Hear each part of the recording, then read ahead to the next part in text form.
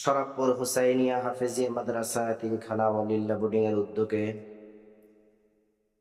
নবম বার্ষিক ওয়াজ মাহফিলের সম্মানিত সভাপতি আলহাজ সৈয়দ ওবায়দুল ইসলাম জুয়েল সাহেব, সভাপতি অত্র মাদ্রাসা। প্রধান অতিথি হিসেবে উপস্থিত থাকবেন পীরে কামেল হযরত মাওলানা আব্দুর রহমান সাহেব, পীর সাহেব চিতেলমারি। বিশেষ অতিথি হিসেবে উপস্থিত থাকবেন দক্ষিণ বাংলার কৃতি সন্তান, বাগেরহাট জেলার অন্যতম দ্বীনি বিদ্যাপীঠ শরফপুর মাদ্রাসার স্বনামধন্য অধ্যক্ষ হযরত মাওলানা ওলিউর রহমান সাহেব। প্রধান বক্তা হিসেবে উপস্থিত হবেন HM আবুল হাসান তারাশি সাহেব, সিরাজগঞ্জ। বিশিষ্ট ইসলামী চিন্তাবিদ ও ধর্মীয় আলোচক। উপস্থিত দিন প্রিয় ভাইরা, পর্দার আড়ালের মা ও বোনেরা, আল্লাহ পাকের দরবারে শুকরিয়া আদায় করি যে মহান রব্বুল আলামিন আমাদেরকে এই দ্বীনি মাহফিলে উপস্থিত হওয়ার তৌফিক দান করেছেন। এজন্য শুকরিয়া আদায় করি আলহামদুলিল্লাহ। আমি আপনাদের সামনে কোরআনুল কারীমের 102 নম্বর সূরা তেলাওয়াত করেছি, সূরা তাকাসুর। সূরা তাকাসুরকে সামনে রেখে কয়েকটি আলোচনা করব।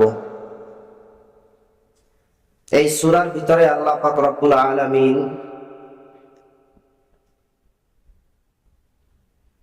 দুনিয়া নিয়ে আলোচনা করেছেন, কবর সম্পর্কে আলোচনা করেছেন, জাহান্নাম সম্পর্কে আলোচনা করেছেন। আল্লাহ পাক যে নিয়ামত দিয়েছেন এই নিয়ামত সম্পর্কে আলোচনা করেছেন।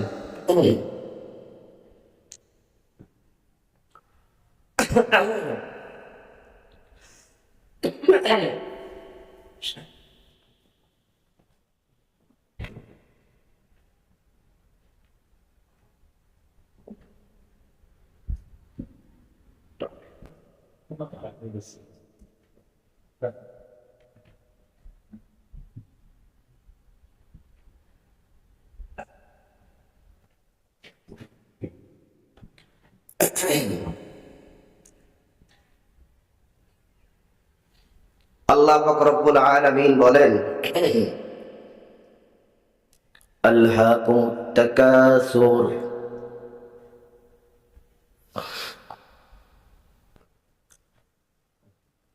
সন্তান এবং সম্পদ এই দুইটি বিষয় তোমাদেরকে আখিরাত বিমুখ করে রেখেছে। এই সূরা অবতীর্ণের একটি প্রেক্ষাপট আছে। কি প্রেক্ষাপট? মদিনার দুইটি গোত্র হারেস এবং হারেসা, তারা সম্পদ এবং সন্তানের বড়াই করত। তাফসীরের কিতাবে লেখেন, নাযালাত ফি বানি কাবিলাতাইন মিন কাবাইলিল আনসার মিন বানি হারিসা ওয়া বানিল হারিস। আনসারদের দুইটি গোত্র ছিল, হারিস এবং হারিসা। তাফাখারু ওয়া তাকাসাউ, তারা পারস্পরিক গর্ব করত, পারস্পরিক বড়াই করত। তাদের গর্ব এবং অহংকারকে সামনে রেখে আল্লাহ পাক এই সূরা তাকাসুর অবতীর্ণ করলেন। তো আল্লাহ বলেন, আলহাকুমুত তাকাসুর, সম্পদের প্রাচুর্য, সন্তানের প্রাচুর্য তোমাদেরকে আখিরাত বিমুখ করে রাখছে। কতদিন? হাত্তা যুরতুমুল মাকাবির, কবরে যাওয়ার আগ পর্যন্ত। এই সম্পদের বড়াই, সন্তানের বড়াই, এগুলো থাকবে কবরে যাওয়ার আগ পর্যন্ত। কবরে যাওয়া হবে, এগুলোর বড়াই শেষ। তো সম্পদ হওয়া, সন্তান হওয়া এটা দোষর না, কিন্তু সন্তান এবং সম্পদের পিছে পড়ে আখিরাত বিমুখ হয়ে যাওয়া এটা হলো দোষের। সূরা মুনাফিকুনের ভিতরে আল্লাহ বলেন, ইয়া আইয়ুহাল্লাযীনা আমানু লা তুলহিকুম আমওয়ালুকুম ওয়ালা আওলাদুকুম আন যিকরিল্লাহ। হে ঈমানদারগণ, তোমাদের সন্তান, তোমাদের সম্পদ যেন আল্লাহর জিকির থেকে তোমাদেরকে দূরে ঠেলে দিতে না পারে, তোমাদেরকে গাফেল করতে না পারে, তোমাদেরকে উদাসীন করতে না পারে। وَمَن يَفْعَلْ ذَلِكَ فَأُولَئِكَ هُمُ الْخَاسِرُونَ। সন্তান এবং সম্পদের পিছে পড়ার কারণে যে আখিরাত বিমুখ হয়ে গেছে, যদি এটা হয়ে থাকে, আল্লাহ বলেন দুনিয়ার মধ্যে সে সবচাইতে বড় ক্ষতিগ্রস্ত, বলেন নাউযুবিল্লাহ। মানুষ বড়াই করে দুই জিনিস নিয়ে, সন্তান এবং সম্পদ। তো আল্লাহ বলেন, ওয়া আমদাদনাকুম বিআমওয়ালিন ওয়া বানিন ওয়া জাআলনাকুম আকতারা নাফীরা। যেই দুই জিনিসকে মানুষ বড়াই করে, আল্লাহ বলেন আমি এই দুই জিনিস মানুষকে বাড়িয়ে দিলাম, সন্তানও বাড়িয়ে দিলাম, সম্পদও বাড়িয়ে দিলাম। ওয়াজআলনাকুম আকসারা নাফীরা, এবং তোমাদের জনবল আমি আল্লাহ বাড়িয়ে দিলাম। যদি এই সন্তান এবং সম্পদের পিছে পড়ার কারণে তোমরা যদি আখিরাত বিমুখ হয়ে যাও, তো সূরা হিজরের ভিতরে আল্লাহ বলেন যারহুম ইয়াকুলু, তাদেরকে ছেড়ে দাও, তারা খেতে থাকুক, ওয়া ইয়াতাবাত্তাউ, তারা উপভোগ করতে থাকুক, وَيُلْهِهِمُ الْأَمَلُ فَسَوْفَ يَعْلَمُونَ। লম্বা লম্বা আশা, তাদেরকে আখিরাত বিমুখ করে রাখো। যদি এটা হয়ে থাকে, فَسَوْفَ يَعْلَمُونَ, অচিরেই তারা জানতে পাবে। তো সম্পদ হওয়া, সন্তান হওয়া এটা দোষের নয়, বাকি সন্তান এবং সম্পদের পিছে পড়ে আখিরাত বিমুখ হয়ে যাওয়া এটা হলো দোষের। সহিহ বুখারীর বর্ণনা 6425 নম্বর হাদিস। হাদিসের বর্ণনাকারী আমর ইবনে আউফ রাদিয়াল্লাহু তাআলা আনহু, উনি বলেন আল্লাহর নবী একদিন তার একজন সাহাবী উবাইদুল্লাহ ইবনুল জাররাহ, ওনাকে একদিন বাহরাইনে পাঠাইলেন। তৎকালীন বাহরাইনের গভর্নর ছিলেন আলা ইবনুল হাসরামী, দুইজন নবীর সাহাবী। আখবারাহু আন্না রাসূলুল্লাহ সাল্লাল্লাহু আলাইহি ওয়াসাল্লাম বাসা উবাইদুল্লাহ ইবনুল জাররাহ ইলাল বাহরাইন। নবী উবাইদুল্লাহ ইবনুল জাররাহকে বাহরাইনে পাঠাইলেন। ইয়াতি বিজিজিয়াতিহা, ট্যাক্স আনার জন্য বাহরাইনের সাথে ট্যাক্স একটা চুক্তিবদ্ধ হয়েছিলেন নবী। ওয়া কানা রাসূলুল্লাহ সাল্লাল্লাহু আলাইহি ওয়াসাল্লাম সালাহা আহলাল বাহরাইন। নবী বাহরাইনের সাথে একটি চুক্তি করেছিলেন, সন্ধি করেছিলেন। ওয়া আমারা আলাইহিম আল-আলা ইবনে আল-হাজরামি, বাহরাইনের তৎকালীন গভর্নর নিযুক্ত করেছিলেন আলা ইবনুল হাজরামিকে। فقدم أبو عبيدة بمال من البحرين فسمعت الأنصار بقدوم। আবু উবাইদা যখন বাহরাইন থেকে ট্যাক্সের টাকা নিয়ে আসলো, আসার পর নবীর আনসার সাহাবারা শুনতে পেল। فوافته صلاة الصبح مع رسول الله صلى الله عليه وسلم। শুনতে পেয়ে ফজরের সময় সাহাবা একরাম সকলে নবীর ইমামতের পিছনে উপস্থিত নামাজ আদায় করছে।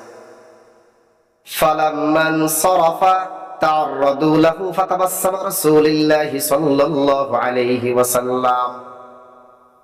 নবী যখন নামাজ থেকে সালাম ফিরালেন, সাহাবা একরাম সকলে এক জায়গা হয়ে গেল সামনাসামনি। ফজরের সালাম ফিরানোর পর সাধারণত ইমাম সাহেব মুক্তাদির দিকেই ফিরে বসে। নবীও ফিরলেন, সাহাবারা সবাই সামনে চলে আসলেন। ফাতাবাসসামা রাসূলুল্লাহি সাল্লাল্লাহু আলাইহি ওয়াসাল্লাম হিনা রাআহুম। নবী তাদেরকে দেখে একটা মুচকি হাসি দিলেন, একটা মুচকি হাসি দিলেন।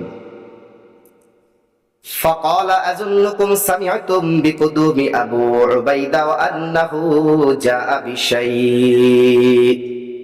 নবী বললেন, আমার ধারণা তোমরা শুনতে পেরেছো যে আবু উবাইদা বাহরাইন থেকে কিছু নিয়ে আসছে। ক্বালু আজাল ইয়া রাসূলুল্লাহ। সাহাবারা জবাব দিলেন, হ্যাঁ, আমরা ওটা শুনেই আপনার কাছে আসছি। নবী একটা ভাষণ দিলেন। فقال النبي صلى الله عليه وسلم ما الفقر أخشى عليكم ولكن أخشى عليكم أن تبسط عليكم الدنيا كما بسطت على من كان قبلكم। নবী বললেন, আমি তোমাদের জন্য দারিদ্রতার ভয় করছি না, আমি ভয় করছি তোমরা দুনিয়া মুখী হয়ে যাবে, দুনিয়ার দিকে ঝুঁকে পড়বে, যেমন পূর্ববর্তী লোকেরা দুনিয়ার দিকে ঝুঁকে পড়ছিল। ফাতানাফাসুহা কামা তানাফাসুহা। তোমরা দুনিয়া অর্জনের জন্য প্রতিযোগিতা করবে, যেমন পূর্ববর্তী লোকেরা দুনিয়া অর্জনের জন্য প্রতিযোগিতা করেছিল। ওয়া তুলহিকুম কামা আলহাতুহুম। দুনিয়া তোমাদেরকে আখিরাত বিমুখ করে রাখবে, যেমন পূর্ববর্তী লোকদেরকে দুনিয়া আখিরাত বিমুখ করে রাখছিল। সম্পদ হওয়া দোষের নয়, সন্তান হওয়া দোষের না। সন্তান এবং সম্পদের পিছে পড়ে আখিরাত বিমুখ হয়ে যাওয়া এটাই দোষের, এটাই নবী আমাদেরকে স্মরণ করিয়ে দিলেন। সহিহ বুখারীর বর্ণনা 6416 নম্বর হাদিস। আব্দুল্লাহ ইবনে আমর রাদিয়াল্লাহু তাআলা আন তিনি বলেন, আখাযা রাসূলুল্লাহি সাল্লাল্লাহু আলাইহি ওয়াসাল্লাম বিমানকিবি। একদিন নবী আমার কাঁধের উপরে হাত রাখলেন, পিছন থেকে ধরলেন বা কাঁধের উপরে হাত রাখলেন। فقال كن في الدنيا كأنك غريب أو عابر سبيل। নবী বললেন, আব্দুল্লাহ ইবনে ওমর, তুমি দুনিয়াটা এমন ভাবেই অতিবাহিত করো যেমন তুমি একজন আগন্তুক। প্রধান অতিথি আজ আপনাদের এখানে আসছে, তিনার আসল ঠিকানা এখানে না, তিনি এখানে আগন্তুক। অথবা তুমি একজন পথিক। তুমি জীবনটা এমন ভাবে অতিবাহিত করো যেমন তুমি একজন আগন্তুক বা একজন মুসাফির। প্রবাস যারা থাকে তাদের আসল ঠিকানা কোনো প্রবাসে না, যারা সফর থাকে তাদের আসল ঠিকানা কোনো রাস্তায় না। তো নবীজি বললেন, তুমি তোমার জীবনটা অতিবাহিত করো কেমন তুমি জানো একজন আগন্তুক, একজন মুসাফির। এই হাদিসের শেষে আব্দুল্লাহ ইবনে ওমর আমাদেরকে উপদেশ দিচ্ছেন, ওয়া কানা ইবনে ওমর ইয়াকুল ইযা আসবাহতা ফালা তানতাজিরিল মাসা ওয়া ইযা আমসাইতা ফালা তানতাজিরিস সাবাহ। আব্দুল্লাহ ইবনে ওমর আমাদেরকে বলছেন যে, উম্মত, যখন তোমরা সকালে উপনীত হও, সকালে তুমি বেঁচে আছো, সন্ধ্যার অপেক্ষা করবা না যে সন্ধ্যা হলে তুমি ভালো কাজ করবা, নেক আমল করবা। সন্ধ্যার অপেক্ষা করবা না, তুমি এখনই নেক আমল শুরু করে দাও। ওয়া ইযা আসবাহতা ফাল আমসাইতা ফালা তানতাজিরিস সাবাহ। যখন তুমি সন্ধ্যায় উপনীত হলে, তুমি সন্ধ্যায় বেঁচে আছো, তাহলে তুমি সকালের অপেক্ষা করবা না, সকাল হলে তুমি ইবাদত করবা, তুমি এখন থেকেই ইবাদত শুরু করে দাও। কেন? তোমার এই ইবাদতটা মৃত্যুর পরে সর্বপ্রধান হাতিয়ার হিসেবেই কাজ করবে। কেন? তুমি মৃত্যুবরণ করলে তোমার কবর পর্যন্ত তিনটি বস্তুই সাথে যায়। ইযা মাতাল ইনসান ইয়াতবাউহু সালাস, মানুষ যখন মৃত্যুবরণ করে তখন তার সঙ্গী হয় তিনটে জিনিস। কয়টি জিনিস? তিনটা জিনিস। ফায়ারজিউল ইসলাম ওয়া ইয়াবকা মাআহু ওয়াহিদ, দুইটি জিনিস ফিরে আসে, একটি থেকে যায়। ইয়াতবাউহু আহলুহু ওয়া মালুহু ওয়া আমালুহু, তার জানাজার সঙ্গী হয়, মাইয়েতের সঙ্গী হয় তার মাল, তার পরিবার, তার আমল। ফায়ারজিউ আহলুহু ওয়া মালুহু, তার পরিবার ফিরে আসে, তার সম্পদ ফিরে আসে। ওয়া ইয়াবকা আমালুহু, নবী বলেন তার আমল থেকে যায়। এজন্য দুনিয়া, সন্তান, এই দুইটা জিনিস যেন আখিরাত বিমুখ করতে না পারে, এটাই আল্লাহ আমাদেরকে স্মরণ করায় দেয়। আলহাকুমুত তাকাসুর, সম্পদের প্রাচুর্য, সন্তানের প্রাচুর্য তোমাদেরকে আখিরাত বিমুখ করে রাখছে, আখিরাত ভুলিয়ে রাখছে। এই দুনিয়াটা, এই সন্তান, এই সম্পদ, তিনটে জিনিসের দৃষ্টান্ত আল্লাহ তাআলা সূরা হাদীদের ভিতরে চমৎকার ভাবে আল্লাহ তাআলা দৃষ্টান্ত পেশ করেছেন। সূরা হাদীদের 20 নম্বর আয়াতে আল্লাহ বলেন, ই'লামু আন্নামাল হায়াতুদ দুনিয়া লাইবু ওয়া লাহু ওয়া জিনা, জেনে রাখো দুনিয়া যা কিছু আছে, লাইবু ওয়া লাহু ওয়া জিনা, এটা হলো একটা খেলতামাশার বস্তু। দুনিয়া আল্লাহ কত সুন্দর দৃষ্টান্ত দেয়, লাইবু ওয়া লাহ, এটা একটা খেলতামাশার বস্তু।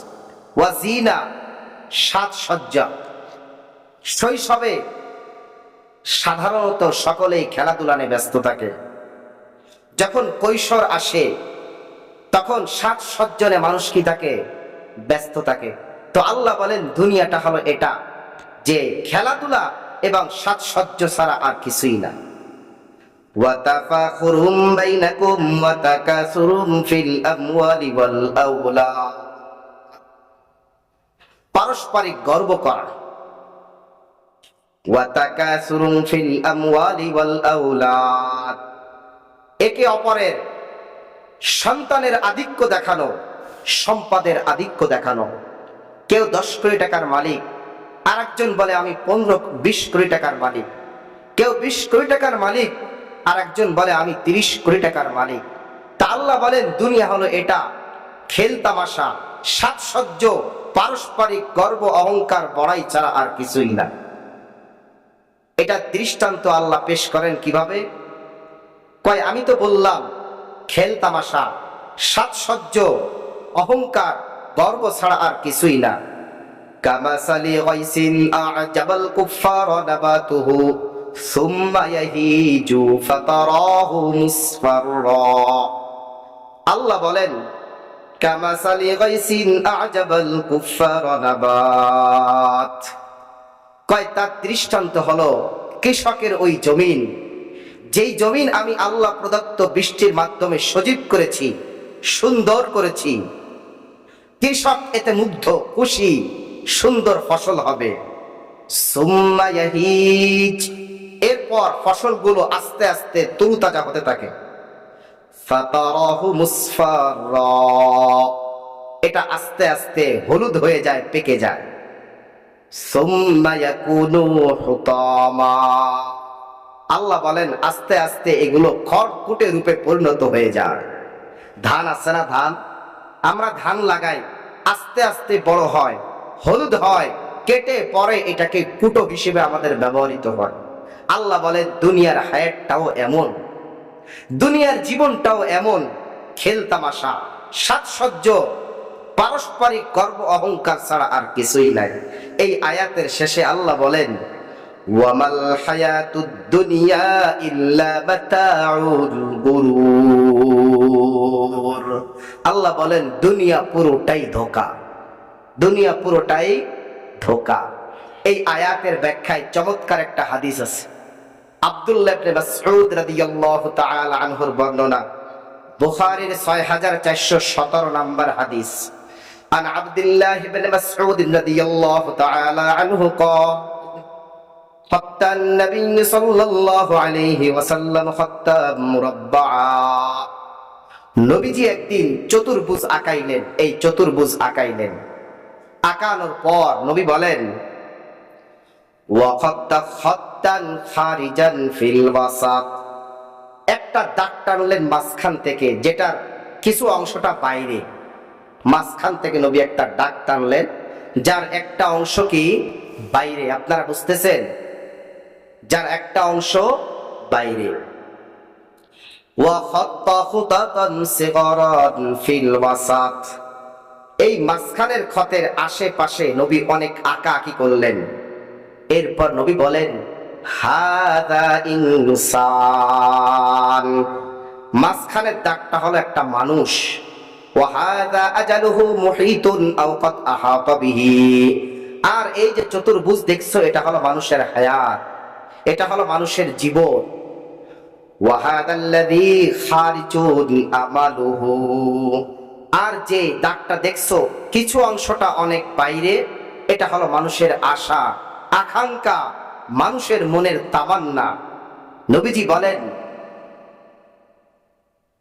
এরপর নবী এটা দেখানোর পর নবী বলতেছেন যে মানুষ দুনিয়ার থেকে চলে যায়, কিন্তু তার এই লম্বা লম্বা আশা চিরদিন রয়ে যায়, চিরদিন রয়ে যায়। এই ব্যাপারে আরেকটা হাদিস নবী বলেন, এই কিতাবের 6420 নম্বর হাদিসে নবী বলেন লা তাযালু কলবুল কাবীরি শাবান ফিসলাতাইন, দুইটি বিষয় সর্বদা বৃদ্ধ মানুষের অন্তর যুবক হতে থাকে। ফি হুব্বিদ দুনিয়া ওয়া তুলিল আমাল, একটা হলো দুনিয়ার মুহাব্বত, আরেকটা হলো লম্বা লম্বা আশা। এই দুই আশা মানুষকে আখিরাত বিমুখ করে রাখে। এটাই আল্লাহ আমাদেরকে স্মরণ করায় দেয়। আলহাকুমুত তাকাসুর হাত্তা যুরতুমুল মাকাবির, সম্পদের প্রাচুর্য, সন্তানের প্রাচুর্যতা তোমাদেরকে আখিরাত বিমুখ করে রাখছে। সারি সম্পদ সম্পদ সম্পদ। একদা আল্লাহর নবী এই সূরা তাকাসুর তেলাওয়াত করতেছেন। মুসলিমের 2958 নম্বর হাদিস। এই হাদিসের মধ্যে নবী বলেন, আল্লাহর নবী একজন সাহাবী আব্দুল্লাহ ইবনে শাখীর, তিনি বলেন আতাইতুন নবিয়্য সাল্লাল্লাহু আলাইহি ওয়াসাল্লাম ওয়া হুয়া ইয়াকরাউ আলহাকুমুত তাকাসুর, আমি নবীর কাছে আসলাম, এসে দেখি নবী সূরা তাকাসুর তেলাওয়াত করতেছেন। সুম্মা ইয়াকুলু ইবনি আদম মালি মালি মালি ওয়া হাল্লাকা ইবনি আদম মিন মালিকা ইল্লা মা আকালতা ফাআফনাইতা আও লাবিস্তা ফাআবলাইতা আও তাসাদ্দাকতা ফাআমজাইতা। নবী বললেন, বনি আদম বলে আমার সম্পদ আমার সম্পদ আমার সম্পদ। নবী বলেন যে আমি তো দেখি বনি আদমের 3টি সম্পদ ছাড়া আর কোনো সম্পদ নাই। মা আকালতা ফাআফনাইতা, যা সে খাইলো সেটা শেষ করে দিল, এটাই তার সম্পদ। আও লাবিস্তা ফাআবলাইতা, যা সে পরিধান করলো পুরাতন করে ফেললো, এটাই তার সম্পদ। আও তাসাদ্দাকতা ফাআমজাইতা, যাতে সদকা করলো দান করলো আখিরাতের জন্য রেখে দিল। আল্লাহ নবী বলেন এই 3 সম্পদ ছাড়া আমি তো আর কোনো সম্পদ দেখি না। তাহলে নবীজি বললেন বনি আদমের সম্পদ কয়টি? 3টি। যা সে খাইলো, যা সে পড়লো, যা সে দান সদকা করে আখিরাতের জন্য রেখে দিল। নবীজি বলেন এই 3টাই বনি আদমের সম্পদ। আলহাকুমুত তাকাসুর হাত্তা যুরতুমুল মাকাবির, আল্লাহ বলেন তোমাদের এই প্রাচুর্যের প্রতিযোগিতা কতদিন চলবে? হাত্তা যুরতুমুল মাকাবির, তোমরা কবরে যাওয়ার আগ পর্যন্ত, কবরে যাবে তোমাদের এই প্রতিযোগিতা আর চলবে না, প্রতিযোগিতা শেষ হয়ে যাবে। মুসনাদে আহমদের একটি হাদিস, 18557 নম্বর হাদিস। হাদিসের বর্ণনাকারী বারা ইবনে আযিব রাদিয়াল্লাহু তাআলা আনহু, উনি বলেন, খরাজনা মা রাসূলিল্লাহি সাল্লাল্লাহু আলাইহি ওয়াসাল্লাম ফি জানাজাতি রাজুলিন মিনাল আনসার। আমরা একদিন নবীর সাথে একজন আনসারী সাহাবা জানাজা পড়ার উদ্দেশ্যে বের হলাম। ফান্তাহাইনা ইলা কবরিন ওয়ালাম্মা লাম ইউলহাদ, আমরা এমন একটি কবরের পাশ দিয়ে অতিবাহিত হলাম যে কবরটি এখনো খনন করা হয়নি। ফাজালাসান নবী সাল্লাল্লাহু আলাইহি ওয়াসাল্লাম ওয়া জালাসনা হাওলা, নবীও কবরের পাশে বসে গেলেন, আমরাও নবীর সাথে বসে গেলাম। ওয়া ফি ইয়াদিহি উদুন ইয়ানকুতু বিহি ফিল আরদ, নবীর হাতে একটা লাঠি ছিল, যেই লাঠি দিয়ে নবী মাটিতে আঁকাআঁকি করছিলেন। فرفع رأسه فقال استعيذوا بالله من عذاب القبر مرتين أو ثلاث, নবী মাথা উঠায় সামনে যে সাহাবারা বসা ছিল তাদেরকে উদ্দেশ্য করে নবী বললেন, ও আমার সাহাবা একরাম, ইস্তাঈযু বিল্লাহি মিন আযাবিল কবরি মাররাতাইনি আও সালাস, এই কবর থেকে পানাহ চাও। নবী এই বাক্যটা 2 অথবা 3 বার বললেন যে সাহাবারা এই কবর থেকে তোমরা পানাহ চাও। নবী এখন বসা কোথায়? কবরস্থানে। কবরস্থানে বসে নবী আমাদেরকে হাদিসটা শোনাইতেছেন যে সাহাবা তোমরা এই কবর থেকে পানাহ চাও। কেন? কবরের মুআমালাটা হবে বড় ভয়ঙ্কর। হাদিসটা অনেক লম্বা, আমি পুরো হাদিসটা বলবো না। যাই হোক, তো আমাদের অহংকার শেষ হবে কোথায়? যে কবর পর্যন্ত যে। আর নবী কবরের পাশে যে আমাদেরকে হাদিসটা শোনাইতেছেন যে তোমরা এই কবর থেকে আল্লাহর কাছে পানাহ চাও। এই হাদিসের ভিতরে মুমিন ব্যক্তিকে কিভাবে তার মৃত্যু রূহ কবজ করা হয়, কাফেরের রূহটাকে কেমন ভাবে কবজ করা হয়, পুরো বিস্তারিত আলোচনা আছে। এর শেষে নবী বলেন, মুমিন ব্যক্তি যখন সমস্ত পরীক্ষায় পাশ করে তখন আল্লাহ বলেন, আলবিসুহু মিনাল জান্নাহ আফরিশুহু মিনাল জান্নাহ ওয়াফতাহু লাহু বাবান ইলাল জান্নাহ। আল্লাহ বলেন, আমার এই বান্দার জন্য জান্নাতের বিছানার তোমরা ব্যবস্থা করে দাও, আমার এই বান্দার জন্য জান্নাতের পোশাকের ব্যবস্থা যেত। কিলা তাযকুরুল জান্নাতা ওয়ান নার ফালা তাবকি ওয়া তাবকি মিন হাযা। উসমানকে একদিন প্রশ্ন করা হলো, উসমান, তুমি জান্নাতের আলোচনা করো, জাহান্নামের আলোচনা করো, তোমাকে ক্রন্দন করতে দেখা যায় না, কিন্তু তুমি কবরের সামনে আসলে কেন এত ক্রন্দন করো? তখন উসমান গনি একটা সুন্দর চমৎকার জবাব দিলেন। ক্বালা রাসূলুল্লাহ সাল্লাল্লাহু আলাইহি ওয়াসাল্লাম, ইন্নাল কবরা আউয়ালু মানাজিলিল আখিরাহ। উসমান বলেন, কবর হলো আখিরাতের সর্বপ্রধান ঘাঁটি, সর্বপ্রথম ঘাঁটি। ফাইন্নাজা মিনহু ফামা বাদাহু আইসার, এই ঘাঁটি থেকে যে ব্যক্তি মুক্তি পেয়ে গেল, এই ঘাঁটি যে পার হয়ে গেল, নবীজি বলেন পরবর্তী সব ঘাঁটি তার জন্য সহজ হয়ে যায়। ফাইল্লাম ইয়ানজু মিনহু ফামা বাদাহু আশাদ, যদি এই ঘাঁটি থেকে কেউ পার হতে না পারে, নবীজি বলেন পরবর্তী সমস্ত ঘাঁটি তার জন্য কঠিন হয়ে যায়। এই জন্য উসমান যখনই কবরের সামনে আসতেন তখনই ক্রন্দন করতেন, তখনই ক্রন্দন করতেন।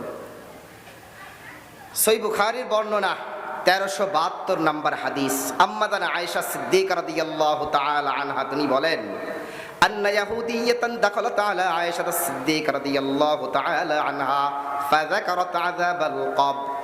একজন ইহুদি মহিলা নবীর বিবি আম্মাদানা আয়েশার কাছে আসছে, এসে কবরের আযাব সম্পর্কে আলোচনা করছে। ফাকালাত আ'আদাকিল্লাহু মিন আযাবিল কবর, আল্লাহ তোমাকে আযাবের কবর থেকে বাঁচিয়ে রাখুক, এই দোয়াটাও করে গেল। ফাসাআলাত আয়েশা রাসূলুল্লাহ সাল্লাল্লাহু আলাইহি ওয়াসাল্লাম আন আযাবিল কবর। আম্মাদান আয়েশা সাথে সাথে নবীকে জিজ্ঞাসা করলেন কবরের আযাব সম্পর্কে। ফাকালা আযাবুল কবরি হাক্কুন, নবী বললেন আয়েশা কবরের আযাব সত্য। এরপর আম্মা জান আয়েশা বলেন মা রাআইতু রাসূলুল্লাহি সাল্লাল্লাহু আলাইহি ওয়াসাল্লাম বা'দু সাল্লা সালাতান ইল্লা তাআওয়াযা মিন আযাবিল কবর, আমি এরপরে আর কোনো ওয়াক্ত কোনো সময় দেখি নাই যে নবী নামাজ পড়ছে কবরের আযাব থেকে পানাহ চাইনি। আমি আর কোনো দিন এমন দেখি নাই যখনই নবী নামাজ আদায় করছে সাথে সাথে নবী কবরের আযাব থেকে পানাহ চাইছে। হাত্তা যুরতুমুল মাকাবির, এই প্রাচুর্যর প্রতিযোগিতা কোন পর্যন্ত থাকবে? কবরে যাওয়ার আগ পর্যন্ত। মুসলিমের বর্ণনা 2867 নম্বর হাদিস। এই হাদিসের বর্ণনাকারী যায়েদ ইবনে সাবিত রাদিয়াল্লাহু তাআলা আন, উনি বলেন বাইনামান নবী সাল্লাল্লাহু আলাইহি ওয়াসাল্লাম ফি হাইতিন লিবানি নাজ্জার আলা বাগলাতিন লাহু ওয়া নাহনু মাআ। যায়েদ ইবনে সাবিত বলেন নবী একদিন নাজ্জার গোত্রের একটা দেওয়ালের পাশ দিয়ে যাচ্ছিলেন, হঠাৎ একটা খচ্চর লাফ দিয়ে নবীর কাঁধের উপরে উঠলেন। ইয কাদাত ফাকাদাত তুলকি, এমন ভাবে লাফ দিলেন নবী কেমন জানি পড়ে যাবে। ইজা আলাইহি আকবরাতুন খামসুন আও সিত্তাতুন আও আরবাউন, পাশে 5টা 6টা অথবা 4টা কবর ছিল। ফাকালা নবী সাল্লাল্লাহু আলাইহি ওয়াসাল্লাম মান ইয়ারুফু আসহাবু হাযিহিল কুবুর, নবী বললেন এই কবরবাসীদেরকে কে চেনে? ফাকালা রাজুলুন আনা ইয়া রাসূলুল্লাহ, একজন সাহাবা বললেন আমি চিনি। ফাকালা মান মাতা হাউলা, নবী জিজ্ঞাসা করলেন এরা কিভাবে মারা গেছে? ফাকালা মাতু ফিল ইশরাক, ওই সাহাবা জবাব দিল এরা তো শিরক অবস্থায় মারা গেছে, এরা শিরক করত। ফাকালা নবী সাল্লাল্লাহু আলাইহি ওয়াসাল্লাম ইন্না হাযিহিল উম্মাত লাতুবতি ফি কুবুরিহা, নবী বললেন আমার এই উম্মত সকলেই কবরের পরীক্ষার সম্মুখীন হয়। ফালাউলা আল্লাহ তাদাফানু লাদাউতুল্লাহ আন ইউসমিআকুম মিন আযাবিল কবরিল্লাযী আসমা'a মিন, নবী বললেন আমার যদি আশঙ্কা না হতো, আমার যদি ভয় না হতো, তোমরা মৃত্যুকে দাফন দিবে না, মৃত্যু ব্যক্তিকে কবর দিবে না, এই ভয় যদি আমার না হতো আমি নবী তোমাদের জন্য দোয়া করে যেতাম যাতে করে দুনিয়ায় যেন আল্লাহ তোমাদেরকে কবরের আযাব শোনায় দেয়। আমি যদি এই দোয়া করতাম এই ভয়ে তোমরা অনেক মৃত্যু ব্যক্তিকে দাফন দিতে না, এই ভয়ের কারণে আমি নবী এই দোয়া করি নাই। সুম্মা আকবাল আলাইনা ওয়াজহা, এরপর নবী আমাদের দিকে ফিরলেন, ফিরার পর নবী বললেন তাআওয়াযু মিন আযাবিল কবর, তাআওয়াযু মিনান নার, তাআওয়াযু মিনাল ফিতনাতি মা যাহারা মিনহা ওয়া মা বাতান। নবী বললেন ও আমার সাহাবায়ে কেরাম তোমরা কবরের আযাব থেকে পানাহ চাও, তোমরা জাহান্নামের আগুন থেকে পানাহ চাও, তোমরা প্রকাশ্য অপ্রকাশ্য যত ধরনের ফিতনা আছে সব কিছুতে তোমরা পানাহ চাও। তখন সকল সাহাবায়ে কেরাম এক বাক্যে বলল নাউযু বিল্লাহি মিন আযাবিল কবরি ওয়া মিন ফিতনাতিন নার ওয়া মিন ফিতনাতি মা যাহারা মিনহা ওয়া মা বাতান। এই মুহূর্তে আমরা সকলেই কবরের আযাব, জাহান্নাম, প্রকাশ্য অপ্রকাশ্য যত ফিতনা আছে দুনিয়ায় সব কিছু থেকে আমরা এখনই পানাহ চাইলাম। তো এটাই আল্লাহ আমাদেরকে স্মরণ করায় দেয় প্রাচুর্যের প্রতিযোগিতা তোমাদের কতদিন থাকবে? কবরে যাওয়ার আগ পর্যন্ত। কবরে যখন যাবে তখন তোমাদের এই প্রতিযোগিতা যা কিছু আছে সব কিছু তখন শেষ হয়ে যাবে। তিরমিজির বর্ণনা 2460 নম্বর হাদিস, লম্বা হাদিস, এখানে কয়েকটা বাক্য আছে। নবীজি বলেন লাম ইয়াতি ফিল কবরি ইয়াউমুন ইল্লা তাকাল্লামা ফি, এমন কোনো দিন নাই কবর আমার আর আপনাকে না বলে আনা বাইতুদ্দুদ, আমি একটি পোকামাকড়ের ঘর, আনা বাইতুল গুরবা, আমি একটা মুসাফির খানা, আনা বাইতুল ওয়াহদা, আমি হলাম একাকিত্বের ঘর, আনা বাইতুত তুরাব, আমি হলাম মাটির ঘর। এই হাদিসের শেষে নবী বলেন, আল কবরু রাউযাতুম মির রিয়াজিল জান্নাহ আও হুফরাতুম মিন হুফারিন নার। কবর হলো জান্নাতের একটি বাগান, আও হুফরাতুম মিন হুফারিন নার, অথবা জাহান্নামের একটি টুকরা। যার আমল নামা ভালো, যার মুআমালা আল্লাহর সাথে ভালো হবে, তার জন্য কবরটা হবে জান্নাত। যার মুআমালা আল্লাহর সাথে হবে খারাপ, তার কবরটা হবে জাহান্নাম।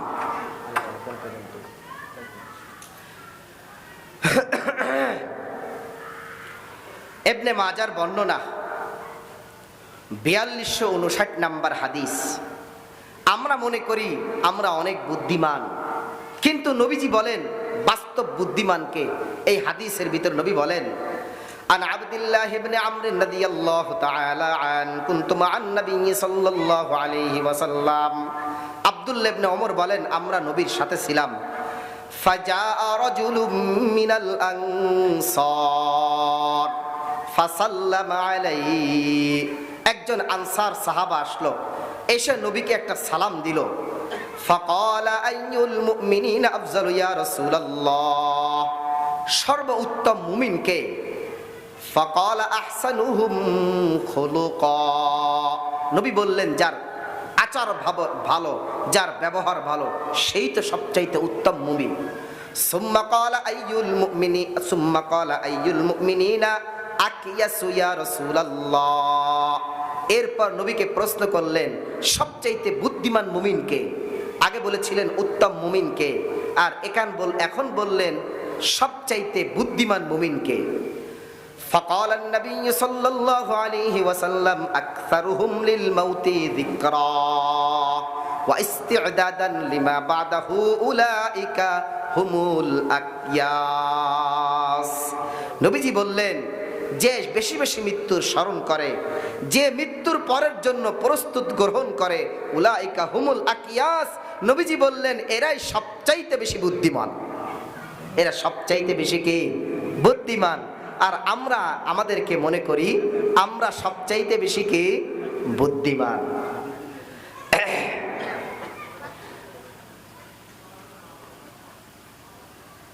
কাল্লা সাউফা তা'লামুন সুম্মা কাল্লা সাউফা তা'লামুন। আল্লাহ বলেন এই সম্পদের প্রাচুর্য, সন্তানের প্রাচুর্য, এটা যদি তোমাদেরকে আখিরাত বিমুখ করে রাখে, কাল্লা, কখনো এটা উচিত নয়, সাউফা তা'লামুন, অচিরেই তোমরা জানতে পাবে। এরপর আল্লাহ আবার ধমক দিয়ে বলে অচিরেই জানতে পাবে। কাল্লা লাউ তা'লামুনা ইলমাল ইয়াকিন। তোমরা যদি এগুলোর পিছেই পড়ে থাকো, যদি তোমরা আল্লাহর আযাব সম্পর্কে সচক্ষে তোমরা জানতে, তাহলে কখনোই এই প্রাচুর্য নিয়ে তোমরা কখনো পড়ে থাকতে না। লাতারাউন্নাল জাহিম, আল্লাহ বলেন তোমরা চোখ দিয়ে জাহান্নামকে দেখবে। সুম্মা লাতারাউন্নাহা আইনাল ইয়াকিন, একটা আছে দেখা, আর একটা আছে চোখ দিয়ে দেখা। যাই হোক, ওটার কথা এখন বলছি না, সময়ও কাছাকাছি। তোমরা স্বচক্ষে একদম স্পষ্ট আকারে দেখবে জাহান্নামকে। সুম্মা লাতুসআলুন্না ইয়াওমাইযিন আনিন নাঈম।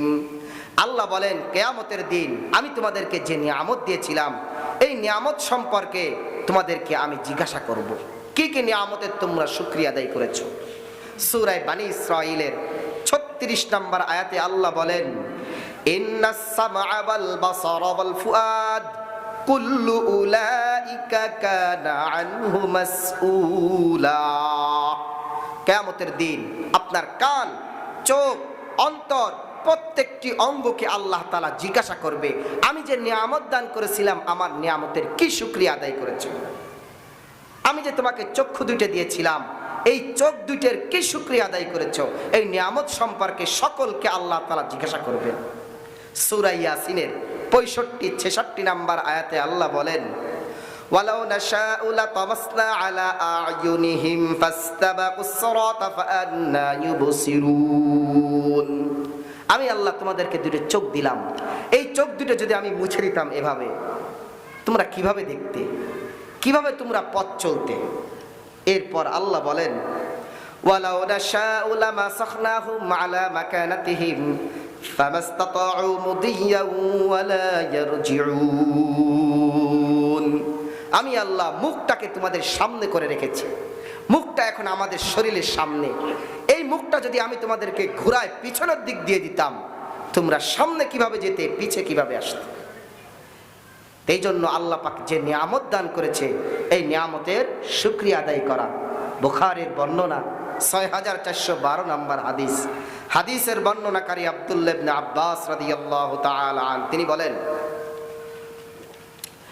নি'মাতান মাকবুনুন ফীহিমা কাসীরুম মিনান নাস আস-সিহহাতু ওয়াল ফারাগ। দুইটি নিয়ামত সম্পর্কে আমরা সকলেই উদাসীন। একটি হলো সুস্থতা, আরেকটি হলো অবসরতা। যখন অবসর থাকি এটা আমার একটা নিয়ামত, যখন আমি সুস্থ থাকি এটাও আমার একটা নিয়ামত, এটাও একটা নিয়ামত। আমি যে কথা বলতে পারবো আজকে, আমার ধারণা একটা ছিল না। আমি গতকাল থেকে অনেক কাশি ছিল, প্লাস সর্দি ছিল, তো আল্লাহ পাক হয়তো সুস্থ করে দিয়েছেন। তো এই জন্য সুস্থতা এবং অবসর, এই দুইটি নিয়ামত সম্পর্কে নবী বলেন বনি আদম একদম উদাসীন, একদম উদাসীন। এই দুই নিয়ামতের কোনো শুকরিয়া আদায় করে না। তো আল্লাহ বলেন আমি তোমাদেরকে যে নিয়ামত দান করেছি, কিয়ামতের দিন এই প্রত্যেকটি নিয়ামত সম্পর্কে আমি তোমাদেরকে জিজ্ঞাসা করব।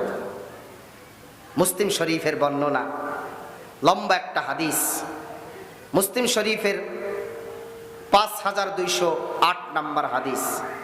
এই হাদিসের বর্ণনাকারী আবু হুরায়রা রাদিয়াল্লাহু তাআলা আন, তিনি বলেন খরাজা রাসূলুল্লাহ সাল্লাল্লাহু আলাইহি ওয়াসাল্লাম ফি যাতি ইয়াউমিন আও লাইলা। নবী একদিন রাত অথবা দিনে নবী বের হলেন। ফাইদা হুয়া বিআবি বকর ওয়া উমর রাদিয়াল্লাহু তাআলা আনহুমা।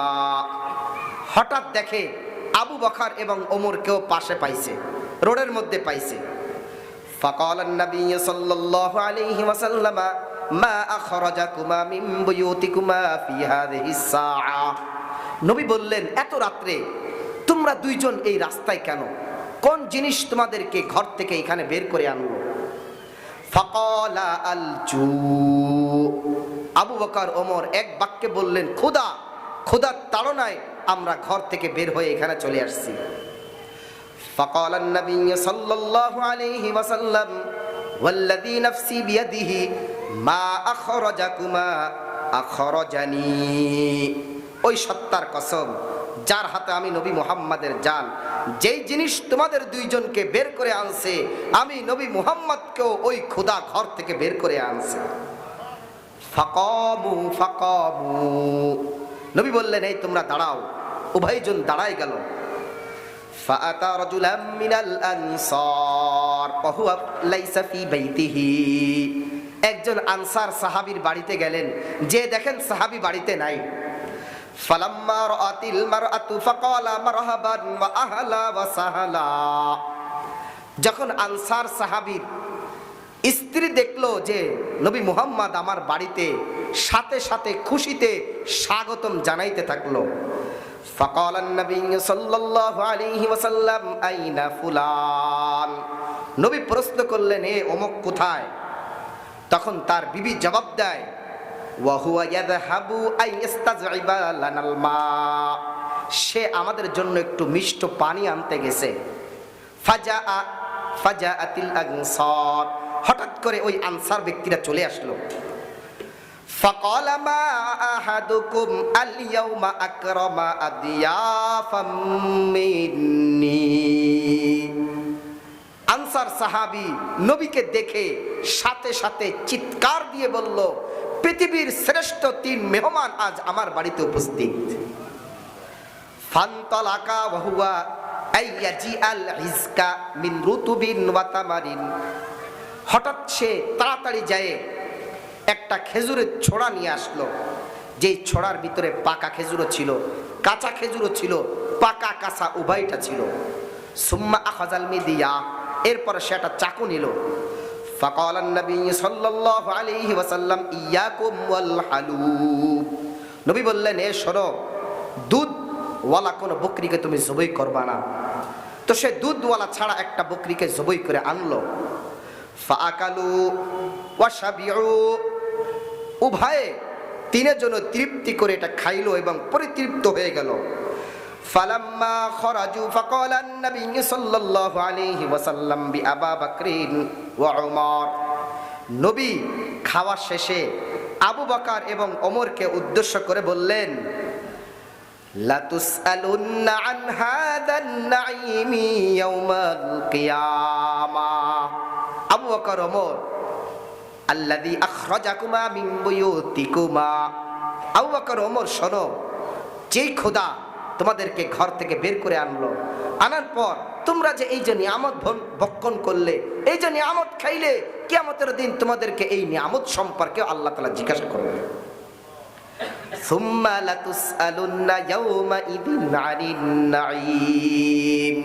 কিয়ামতের দিন আল্লাহ পাক যে নিয়ামত দান করেছে, সমস্ত নিয়ামত আল্লাহ তাআলা আপনাকে আমাকে সকলকে জিজ্ঞাসা করবে।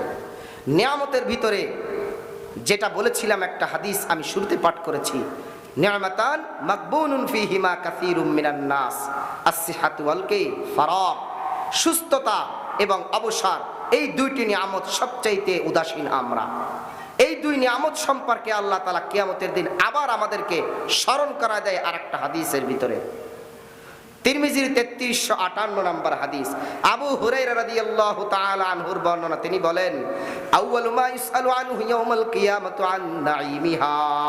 কিয়ামতের দিন আল্লাহ বান্দাকে সর্বপ্রথম যে নিয়ামত সম্পর্কে যে জিজ্ঞাসা করবে, আলাম নুসাহিলাকা জিসমা, আমি কি তোমার শরীরটাকে সুস্থ রাখি নাই? ওয়ালাম নারবি মিনাল মাইল বারিদ, আমি কি ঠান্ডা পানি দ্বারা তোমাকে পরিতৃপ্ত করাই নাই? আল্লাহ পাকের যে কুদরতের পানি, গরমকালে খাইলে মনটা ঠান্ডা হয়ে যায়। আল্লাহ এই ঠান্ডা হওয়া সম্পর্কেও কিয়ামতের দিন আপনাকে প্রশ্ন করবে।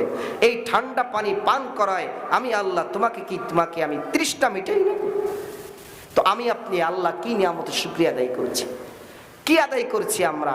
আমাদের কানের নিয়ামতের শুকরিয়া আদায় করছি? আমরা কি আমাদের চোখের নিয়ামতের শুকরিয়া আদায় করছি? আমরা কি আমাদের অঙ্গ প্রত্যঙ্গের নিয়ামতের শুকরিয়া আদায় করছি? যেই দুনিয়ার পিছনে আমি আমার সময়টা ব্যয় করে, আমি আমার জীবনটাকে উৎসর্গ করে, আমি আমার চামড়া সুন্দর করছি, আমি আমার অঙ্গ প্রত্যঙ্গ সুন্দর করেছি, এই চামড়া সম্পর্কে কিয়ামতের দিন আল্লাহ আপনাকে আমাকে সকলকেই প্রশ্ন করবে। এই চামড়া আপনার আমার সকলের বিরুদ্ধে সাক্ষী হয়ে দাঁড়াবে। কিয়ামতের দিন আপনার জন্য সাক্ষী হবে এই চামড়া। সূরা হামিম আস-সাজদার ভিতরে আল্লাহ বলেন, হাত্তা ইযা জাউহা শাহিদা আলাইহিম সামউহুম ওয়া আবসারুহুম ওয়া জুলুদুহুম। যখন পাপিষ্ঠদেরকে আল্লাহর দরবারে উপস্থিত করা হবে, সব কিছু বন্ধ করে দেওয়া হবে, তখন তাদের কান, তাদের চোখ, তাদের চামড়া আল্লাহর দরবারে সাক্ষী দিতে থাকবে। তখন যারা জাহান্নামে, যাদের জন্য অবধারিত হয়ে গেছে, এরা চামড়াকে বলবে, হো চামড়া, তুমি কেন আমার বিরুদ্ধে সাক্ষী দিলে? তখন আল্লাহ পাক চামড়ার জবাব খুলে দিবে। ওয়াকালু লিজুলুদিহিম লিমা শাহিদতুম আলাইনা ক্বালু আনতাকানাল্লাহুল্লাযী আনতাকা কুল্লা শাই। চামড়াকে তখন বলবে, চামড়া, লিমা শাহিদতুম আলাইনা, আমার বিরুদ্ধে কেন সাক্ষী দিলে? তখন চামড়া বলবে, আনতাকানাল্লাযী আনতাকা কুল্লা শাই, সমস্ত বস্তুকে কথা বলার জবান যে আল্লাহ দান করেছেন, আমাকেও তো কথা বলার জবান ওই আল্লাহ দান করেছেন বলে আজ আমি তোমার বিরুদ্ধে সাক্ষী দিলাম। এই জন্য সূরা তাকাসুর যদি আমি জীবনের ভিতর ধারণ করতে পারি, এইখানে আল্লাহ তাআলা বলেছেন যে দুনিয়ার প্রাচুর্য, সম্পদের প্রাচুর্য তোমাদের যেন আখিরাত বিমুখ করতে না পারে। এরপর আল্লাহ তাআলা কবর সম্পর্কে লম্বা আলোচনা করেছেন। এরপর জান্নাত জাহান্নাম সম্পর্কে আলোচনা হয়েছে। শেষে আল্লাহ পাক কি কি নিয়ামত দান করেছেন, কিয়ামতের দিন প্রতিটি নিয়ামত সম্পর্কে আমাকে আপনাকে সকলকে আল্লাহ তাআলা প্রশ্ন করবে। যাই হোক, সূরা তাকাসুরকে সামনে রেখে আপনাদের সামনে কিছু কথাবার্তা বললাম। আল্লাহ পাক আমাকে আপনাদেরকে সকলকে আমল করার তৌফিক দান করুন। ওয়া আখিরু দাওয়ানা আনিল হামদুলিল্লাহি রাব্বিল আলামিন।